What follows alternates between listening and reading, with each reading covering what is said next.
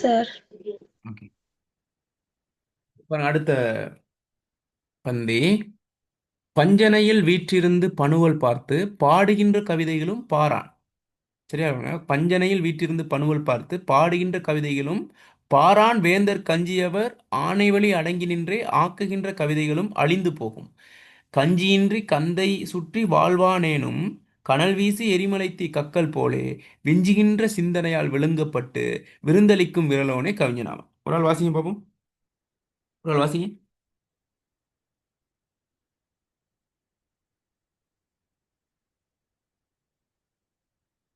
வாசிங்க பிள்ளைகள் குயிக்கா.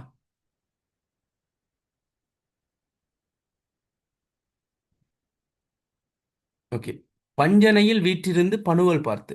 சரியா, பஞ்சனையில் போயிட்டு என்னது, நான் கவிதை எழுத போறேன் அப்படின்ட்டு ஒரு ரெஸ்டாரண்ட்ல ஒரு ரூம் ஒன்று பார்த்துட்டு அதில் பஞ்சமத்தில் போய் படுத்திருந்துட்டு, சரியா, பஞ்சனையில் வீற்றிருந்து பனுவல். பனுவல்னு என்னது, அகராதி அதெல்லாம் பார்த்து புத்தகங்கள் எல்லாம் பார்த்து, சரியா, இந்த இந்த இந்த இடத்துல இந்த சொல்லப்படும் இது பொருத்தமா அது பொருத்தமான அப்படியெல்லாம் பார்த்து பனுவல் பார்த்து பாடுகின்ற கவிதைகளும் அந்த மாதிரி பாடுகின்ற கவிதைகள் அந்த மாதிரி எழுதுகின்ற கவிதைகள் எப்படி கிரியேட் பண்ணி எழுதுறது. சரியா, கிரியேட் பண்ணதான் அந்த சந்தத்துக்கு ஏற்ற மாதிரி எழுதணும். அந்த மாதிரி நம்மளா உருவாக்கி யோசிச்சு யோசிச்சு எழுதுற கவிதைகளும் பாரான் வேந்தர் கஞ்சர் பாராளுகின்ற இந்த இந்த பாருங்கிறது இந்த உலகம் அல்லது நாடு. சரியா, அந்த மாதிரி ஆட்சி செய்கிறவர்கள். சரியா, பாறை ஆளுகின்ற ஆட்சி செய்கிற வேந்தருக்கு அஞ்சி. சரியா, முன்னெல்லாம் அப்படித்தானே கவிதைகள்லாம் இந்த மன்னர்களை புகழ் பாடுறதா தான் இருக்கும். சரியா, அந்த இம்சையரசன் 23ஆம் புலிகேசியில் அந்த நகைச்சுவை பார்த்துருக்கீங்க தானே. சரி, அதில் இருக்கும் தானே, மாமா மன்னா நீ ஒரு என்னது முடிச்ச விக்கி முல்ல மாதிரி விளங்குதா. இப்போ அந்த மாதிரி சொல்லி அதுக்கு ஒரு அர்த்தம் சொல்லுவார். அப்போ முன்னெல்லாம் அப்படித்தான். ஏன்னா அவங்க அந்த பொற்காசுகளை பெறுவதற்காக மன்னர்கிட்ட வந்து பரிசு பெறுவதற்காக என்ன செய்யணும், புகழ்ந்து பாடணும். எனவே அது என்னது ஏதோ ஒன்று எதிர்பார்த்து என்னது பாடுற மாதிரி இருக்கு. அந்த மாதிரி பாராளுகின்ற அந்த மன்னர்களின் என்னது அவர்களுக்கு அஞ்சு அவங்க பாராட்டி என்னது நம்மளை ஒரு மாதிரி யோசிப்பா நமக்கு வந்து பரிசு கிடைக்காது அப்படின்னு அந்த அச்சத்தோட அவர்கள் ஆணை இப்படிலாம் பாடுங்க அப்படின்னு அவங்களோட என்ன சொல்ல அந்த ஆணைக்கு பயந்து, சரியா, அடங்கி நின்று அடங்கி போயிட்டு அவங்ககிட்ட காலடியில் போயிட்டு அடங்கி நின்று ஆக்குகின்ற கவிதைகளும் அழிந்து போகும். இதெல்லாம் கவிதைகள் என்னது, அதெல்லாம் அழிஞ்சு போயிடும். இப்போ என்னது அந்த அதிகாரத்தில் உள்ளவர்களுக்காக எழுதுகின்ற கவிதைகள், அவர்களுக்கு பயந்து எழுதுகின்ற கவிதைகள். அதே போல பனுவல் பார்த்த தாகராதிகளை பார்த்து என்னது அஹ், பல புத்தகங்களை பார்த்து, சரியா, பல புத்தகங்கள் அகராதி அந்த மாதிரி விடயங்களை பார்த்து எழுதக்கூடிய கவிதைகள் என்ன செய்யுமா, அழிந்து போகும். அதெல்லாம் கொஞ்ச காலம் தான் இருக்கும். சரி, இப்போ நிறைய பாடல் முன்னெல்லாம் அப்படி தானே பிள்ளைகள் நல்ல ஹிட்டாக இருக்கும். கொஞ்ச காலம் தான் இருக்கும். ஆனால் நல்ல பாடல்கள் அந்த டைமில் அந்தளவு ஹிட் ஆகாது. ஆனால் எப்போவுமே இருக்கும். இப்போ இளையராஜா பாடல்லாம் கேட்டால் நல்லாவே இருக்கும். இந்த பாட்டு கேட்டிங்களா, ராஜராஜ சோழன் நான் என்னை ஆளுகின்ற தேசம் நீதான் ஒரு பாடல் இருக்குது. அது பாருங்கள், மியூசிக் எல்லாமே இன்னும் கேட்டாலுமே இனிமையாக இருக்கும். சரியா, அப்ப அந்த மாதிரி அப்ப ஆக்குகின்ற கவிதைகளும் அழிந்து போகும். கஞ்சியின்றி கந்தை சுற்றி வாழ்வானேனும் கனல் வீசி எரிமலைத்தி கக்கல் போலே விஞ்சுகின்ற சிந்தனையால் விழுங்கப்பட்டு விருந்தளிக்கும் விரலோனே கவிஞனாவான். வாசிங்க வாசிக்க மாட்டேங்கிறீங்களே, வாசி வாசி விளங்கப்படுத்தல ஈஸியா இருக்கும். வாசிங்க ஒரு ஆள்.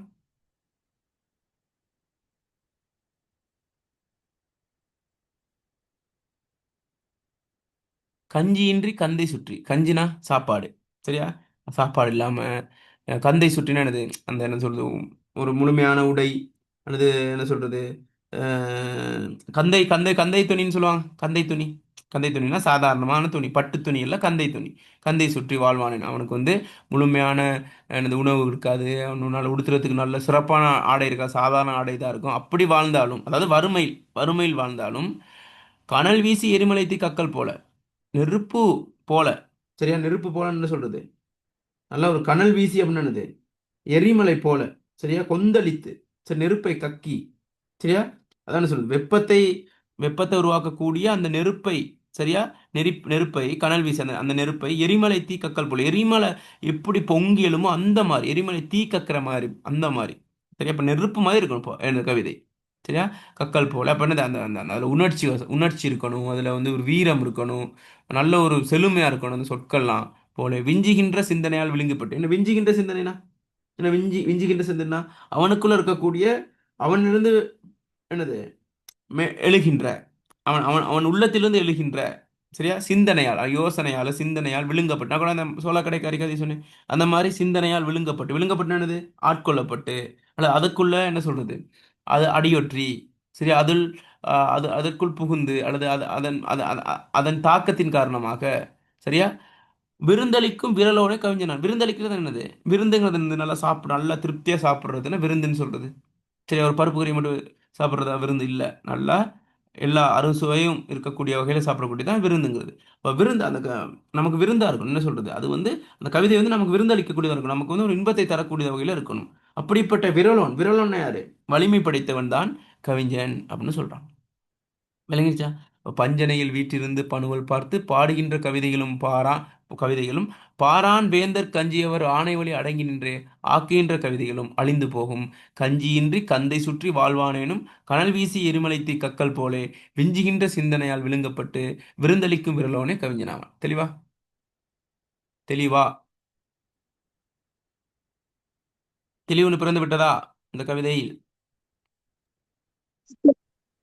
ம். சொல்லுங்க டிலக்ஷா.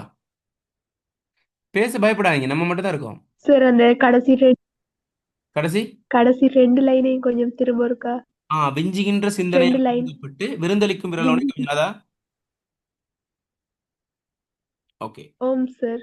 விஞ்சுகின்ற சிந்தனைனா, இப்ப நான் சொன்னேன் தானே, நான் அந்த சோளக்கடைக்காரி அந்த அவங்கள பார்த்து தான் எனக்கு வந்து யோசனை வந்துச்சு, பாவமே அவங்க அப்படின்ட்டு. அப்ப அந்த அந்த அன்னைக்கு அவங்கள பார்க்காம இருந்தா அந்த கவிதை எழுதியிருப்பேன் நான்.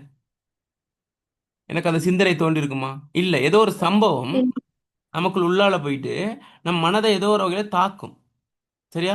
எனவே அந்த மேலெழுகின்ற சிந்தனை, அந்த உள்ளத்திலிருந்து வரக்கூடிய சிந்தனையால் விழுங்கப்பட்டு, விழுங்கப்பட்டுனா ஆட்கொள்ளப்பட்டு, அல்லது அந்த சிந்தனையின் தாக்கத்தின் காரணமாக, மேலெழுகின்ற அந்த சிந்தனையின் தாக்கத்தின் காரணமாக ஒரு கவிதை வந்து பிறக்கும். சரியா? ஏன்னா அந்த கவிதை உயிர்ப்பு நிறைந்ததாக, ஒரு ஒரு ஒரு ஒரு என்னது, வாசிப்பதற்கு ஒரு என்னது, ஒரு ஒரு கோபத்தையோ அல்லது ஏதோ ஒரு உணர்வு எழுச்சியை ஏற்படுத்தக்கூடிய வகையில் இருக்கக்கூடிய ஒரு கவிதையை அது மாறும்.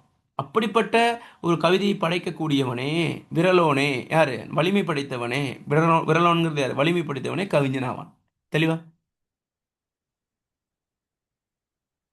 ஓம் சார். தெளிவாயிருச்சா இல்ல சந்தேகமா இருக்கணும் அந்த வரிகள்? இல்லக்ஸா? ஓம் சார். இப்போ ஓகேவா? ஓகே. வேற எதுவும் டவுட் இருக்கா மற்ற ஆட்களுக்கு இந்த ரெண்டாவது பந்திக்குள்ள? இந்த சிறு குறிப்புகள்லாம் வந்திருக்கு. பிரதான கேள்விக்கு வந்திருக்கு. அதனால இப்போ நம்ம எது வரும் வராதுன்னு சொல்லல, எல்லாத்தையும் படிச்சு தான் போகணும். சரியா? ஓகே, தெளிவாயிருச்சா? இப்போ ரெண்டு பந்திகள் பார்த்துருக்கோம். ரெண்டும் தெளிவா? தெளிவா? பேச மாட்டீங்களே தஹானி, பேச மாட்டேங்கிறீங்க, ஃபஸ்லா பேச மாட்டேங்கிறீங்க. ஏன் கோவமா? எதுவும் கோவமா? ஆ சார். ஓ சார் விளங்கல. ஆ, ஓகே. கவிதை பார்ப்போமா? அடுத்த பந்தியை பார்ப்போமா?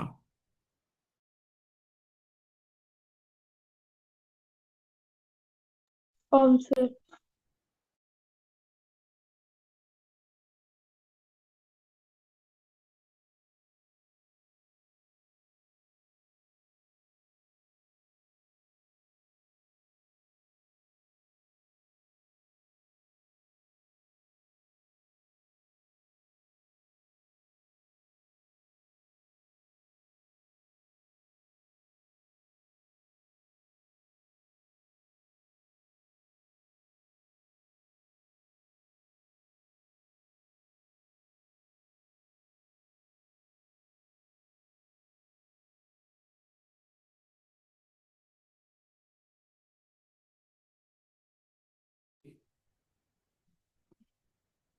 விளங்குதா ஸ்கிரீன்? ஆ சார். ம். ஓம் சார். ஓகே. இதான் நம்ம எல்லாத்துக்கும் பேச்சு வந்திருக்கு. சரியா? ஓகே. அதே ஆக்டிவ்ல இருங்க. கற்கண்டே சிலந்தேனே கனியே என்று கலகலப்பாய் சுவைப்பெயர்கள் கலந்து நல்ல சொற்கொண்டு சொல்லுகின்ற கவிதையெல்லாம் சொன்னவருக்கு தெரியாமல் தொலைந்து போகும். விற்கொண்டு விடும் வீரன் அம்பு போல விசைக்கூடும் அறிவிப்போர் வீறுதாங்கி தற்கொண்ட புலமைவெறி சொல்லாற் சான்றோர் சாற்றுகின்ற கவிதை என்றும் சாதல் இல்லை. வாசிக்கிறேன். கண்டிப்பா வாசிக்கணும். வாய்ச்சாதான் நான் விளங்கப்படுத்தேன்.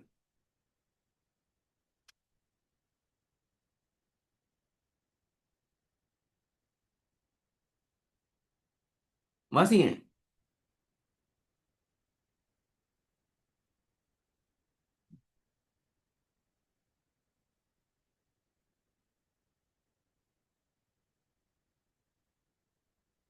ஏன் இப்படி இப்படி இருக்கீங்க? சப்போர்ட் கொடுக்க மாட்டீங்களே. ஓகே, நானே சொல்றேன். சரியா? கற்கண்டே செழுந்தேனே கனியே என்று கலகலப்பாய் சுவைப்பேர்கள் கலந்து நல்ல. என்னவா? இப்ப நம்ம காதல் கவிதைகள் இருக்கும், எழுதுவந்தனே காதல் கவிதைகள். சரியா? அப்ப காதல் கவிதைகள் அப்படிதான், பொய் தான். சரியா? அப்ப பொய்யா சொல்றது, நீ ஒரு நிலவு மாதிரி. சரியா? அப்படிங்கிறது, நீ ஒரு தாமரை மாதிரி அப்படின்ட்டு காதலுக்கு காதலிக்கிற டைம்ல சொல்றது. சரியா? ஏன்னா அதை கொஞ்சம் பில்டப் பண்ணா தான் என்னது அவங்க சந்தோஷப்படுவாங்கன்ட்டு. சரி, அந்த மாதிரி பாடல்கள் இருக்குதுன்னு பிள்ளைகள், சினிமா பாடல்கள் இருக்குதுன்னு அந்த மாதிரி அப்படி ஒரு பாடல் சொல்லுங்க பாப்போம். ஒரு பெண்ணை வர்ணிக்கிற மாதிரி, அவங்கள புகழ்ற மாதிரி ஏதாவது பாடல் இருந்தா இருக்கா? பாடல் எதுவும் உங்களுக்கு தெரிஞ்ச பாடல் தான் சொல்லுங்க. அந்த வேட்டைக்காரன் படத்துல ஒரு பாட்டு இருக்கு பிள்ளைகள், அது என்ன பாட்டு? அந்த கை விரல்கள் வெண்டை மாதிரி, வெண்டைக்காய் மாதிரி, அதெல்லாம் இருக்கும். கேட்டிருக்கீங்களா? ஒவ்வொன்றையும் ஒரு உறுப்புகளா சொல்லிட்டு போவாரு.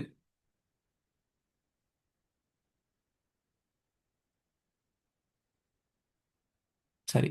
அப்ப கற்கண்டே செழுந்தேனே கனியே, சரியா, முத்தே மணியேன்னு எனது புகழ்ந்து புகழ்ந்து பாடக்கூடிய காதல் கவிதையெல்லாம் இருக்குதுனே. இந்த மாதிரி எல்லாம் போட்டு கலந்து நல்ல சொற்கள், இந்த மாதிரி சொற்கள்லாம் கலந்து போட்டு சொல்லுகின்ற கவிதைகள், அந்த மாதிரி எழுதுகின்ற கவிதைகள்லாம் சொன்னவருக்கு தெரியாமல், அவர் சொன்னவருக்கே தெரியாம தொலைஞ்சு போயிருமா. என்ன சரி, இந்த மாதிரி கவர்ச்சிகரமாக, என்ன சொல்றது, ஒரு காதல் அந்த மாதிரி பாடல்கள் எனது இல்லாம போகும். சரியா? அப்ப என்னத்த சொல்ல வராங்கன்னா, காதல் கவிதைகள்லாம் கவிதை இல்ல. அது அப்படி என்னது, ஒரு சமூகத்துல ஒரு மாற்றத்தை ஏற்படுத்தக்கூடிய வகையில் இருக்கக்கூடிய எழுத்துக்கள் தான் சிறந்த எழுத்துக்கள். அதான் சிறந்த கவிதைகள் அப்படின்னு சொல்ல வராரு. விளங்குது என்ன சொல்றேன்னு? கற்கண்டே செழுந்தேனே கனியே என்று கலகலப்பாய் சுவைப்பேர்கள் கலந்து நல்ல சொற்கொண்டு சொல்லுகின்ற கவிதை எல்லாம் சொன்னவருக்கு தெரியாமல் இந்த மாதிரி சொற்களை கொண்டு எழுதக்கூடிய கவிதைகள் என்னது சொன்னவருக்கே தெரியாமல் மறைஞ்சு போயிடும். கேட்கறவங்களுக்கு மட்டும் இல்ல, சொன்னவருக்கு அவருக்கே மறந்து போயிடும். என்னடா என்னடா கவிதை எழுதணும் அப்படின்ட்டு. எப்படி இருக்கணுமா கவிதை? விற்கொண்டு விடும் வீரன் அம்பு போல, வில்லை கொண்டு என்னது அம்பை எடுத்து செலுத்தி எனது வில்லால விடும், அந்த அம்பை செலுத்தக்கூடிய அந்த வில் வீரன். சரி, எப்படி அந்த அம்பு வந்து எப்படி போகும்? நல்ல வேகமா போகும், துளைத்து செல்லும்.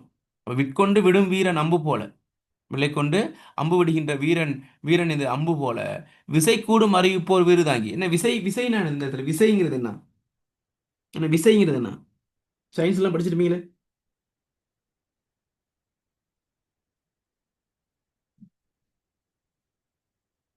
விசைனா பிள்ளைகள் என்ன சொல்றது, ஒரு அடர்த்தி, ஒரு கனதி. சரி, எந்த அளவு தூரம் நம்ம இழுக்கிறோமோ அந்த அந்த அழுத்தம், அந்த மாதிரி. சரியா? விசை கூடும் அறிவிப்போர் வீறுதாங்கி. அப்ப சொல்லுங்க சொல்லுங்க, எதை சொல்ல வரீங்க? இல்ல சார், விசைன்னா நிறைய குறைக்கும். இல்ல இல்ல, விசை என்றால் விசை என்றது சார் நிறைய நிறை, அடர்த்தி, நிறைய குறை. பாரம். ஓ, அந்த அந்த மாதிரி ஒரு அழுத்தம். சரியா? இப்ப என்ன சொல்றது, இப்ப இடியப்பம் புளிவீங்க தானே.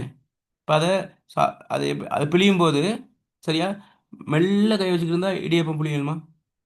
சாஃப்டா கொஞ்சம் அழுத்தமா பிடிக்கணும் என்ன? அந்த மாதிரி அந்த அதான் விசை. நல்லா அழுத்தி பிடிக்கிறதுனா விசை. விசையை கூட்டுங்கன்னா என்ன செய்யுது? அழுத்தி பிடிக்கிறது. அப்ப அந்த மாதிரி விசை கூடும், அந்த அந்த அதுல கனதி இருக்கணும். அந்த கவிதைக்குள்ள அந்த சொற்களுக்குள்ள விஷயம் இருக்கணும். சரியா? இப்ப அறிவிப்போர் விருதாங்கின்னு அதுல அந்த அந்த அந்த அந்த அதுல என்னது, அந்த விசை அழுத்தம் இருக்கணும். அதே போல என்னது, அறிவு நிறைந்ததா இருக்கணும். புலமை கொண்டதாக, உணர்ச்சி மிகுந்ததாக என்ன செய்யணும்? அதான் அதான் விசை கூடும் அறிவிப்போர் வீறுதாங்கி தற்கொண்ட புலமை வெறி, தற்கொண்ட தான் கொண்ட, தான் பெற்ற, அந்த கவிதை எழுதக்கூடிய அவர் சரியா, தற்கொண்ட புலமை வெறினானது.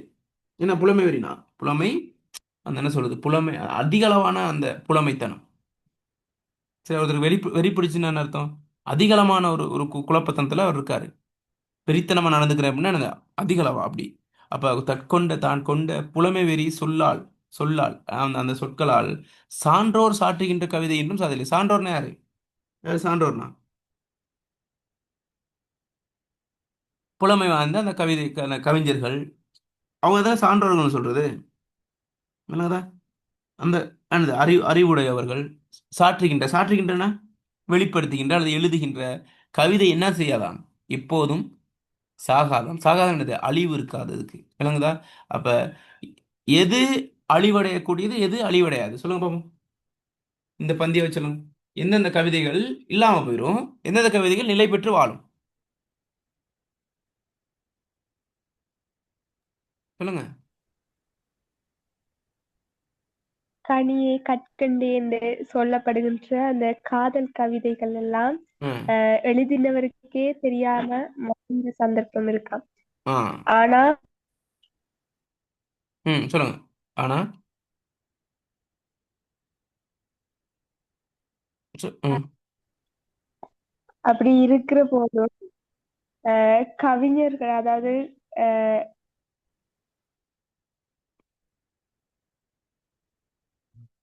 ஓ, அது அவருக்கே தெரியாம இல்லாம போயிடும். விசைக்கூடும் அறிவு விற்கொண்டு விடுவீரன் அம்பு போல, அந்த என்னது, வில்லை கொண்டு அம்பு விடுகின்ற அந்த வீரன் போல, வில் விடுகின்ற வில்வத்தில் சொல்லுங்க சொல்லுங்க. ம். அதாவது அம்பு எப்படி வில்ல விடும்போது எவ்வளவு வேகமா அப்படி பாயுதோ அதே போல கவிஞர் என்ன செய்யணுமெண்டா அவரது கவிதைய கனமானதாகவும் ம். ஒரு அறிவுபூர்வமானதாகவும் அவர் பெற்ற புலமை ஆற்றலையும் எழுதக்கூடிய அந்த சான்றோர்கள் எழுதுகின்ற போது அது அழியாத கவிதை என்று சொல்றாங்க. ஓகே, அதுதான்.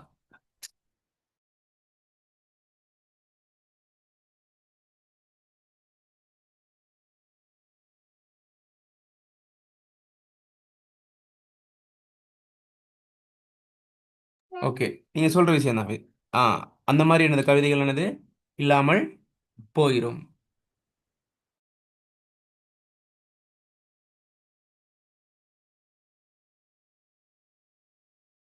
ஓகே, விளங்குதா? அப்ப இந்த மாதிரி மானே தேனே பொன்மானே அப்படிங்கிற எழுதக்கூடிய கவிதைகள், அதெல்லாம் என்னது, அது காலத்தால் அழிஞ்சிரும். ஆனா நல்ல ஒரு வீரம் செறிந்த ஒரு மாற்றத்தை ஏற்படுத்தக்கூடிய கவிதைகள்லாம் செய்யாது, காலம் சென்றாலும் நிலைத்து வாழும். சரியா? தேடிச்சோறு நிதம் தின்று பல சின்னஞ்சிறு கதைகள் பேசி மனம் வாடி துன்பம் மிகுலுண்டு பிறர் வாட பல செயல்கள் செய்து நரை கூடி கிளப்பரும் மீதி கொடுங்கூற்றுக்கிறேன பின் மாயும் சில வேடிக்கை மனிதர்களைப் போல நானும் வீழ்வேன் என்று நினைத்தாயோ? அச்சமில்லை அச்சமில்லை அச்சம் என்பதில்லையே, உச்சிவானில் வீணிடிந்து விழுகின்ற போதிலும் அச்சமில்லை அச்சமில்லை அச்சம் என்பதில்லையே. பாருங்க, சொல்லும்போது ஒரு வீரம் பிறக்குதா?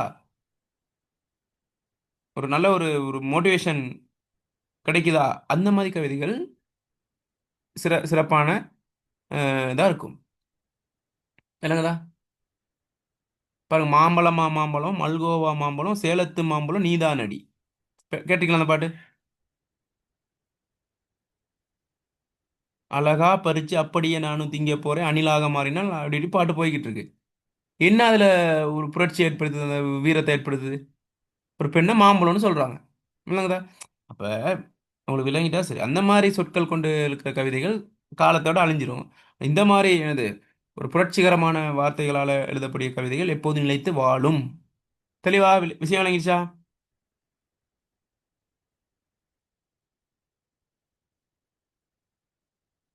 ஆம் சார். ஆ, மதுமிதா விளங்கிச்சா? ஓ சார். ஆ, அப்ப சொல்லுங்க எல்லாரும். சாரா இருக்கீங்க, ஃபஷா இருக்கீங்க, எல்லாரும் இருக்கீங்க, சொல்லணும். ஓகே, தெளிவு தானே இந்த பாடல்? இதுல ஏதாவது சந்தேகம் இருந்தா கேளுங்க.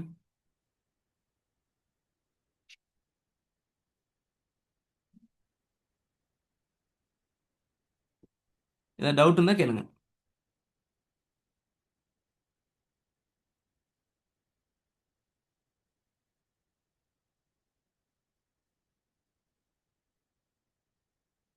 ஓகே, டவுட்லே. இல்ல சார். ம். ஓகே. இல்ல சார். இப்போ எத்தனை எத்தனை பாடல்கள் பார்த்துருக்கோம், எத்தனை பந்தி பார்த்துருக்கோம் இதுல? 3 சார். ம். ஓகே, இன்னொரு அடுத்த ஒரு பாடல் பார்த்துருவோமா? டைம் இருக்குமா உங்களுக்கு? பிரச்சனை இல்லை, 8 மணி கலக்குது. நாளைக்கு பார்ப்போமா? கிளாஸஸ் இருக்கா இருக்கும்லே?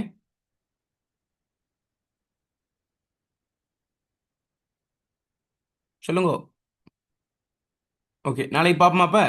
நாளைக்கு கொஞ்சம் டைம் எடுத்து பார்த்து முடிச்சுட்டு இந்த கவிதையும் முடிச்சுட்டு கேள்வி பதிலையும் பார்த்துருவோம். சரியா? Okay sir. ம். Okay sir. ஓகே, அப்போ இன்றைக்கு படிச்சது 3 பகுதியில் உங்களுக்கு நல்லா தெளிவாயிடுச்சு தானே? ஓ சார். ஓகே ஓகே, அதை இது பண்ணிக்கொள்ளுங்க. மற்றது ஏதாவது சொல்ல இருந்தால்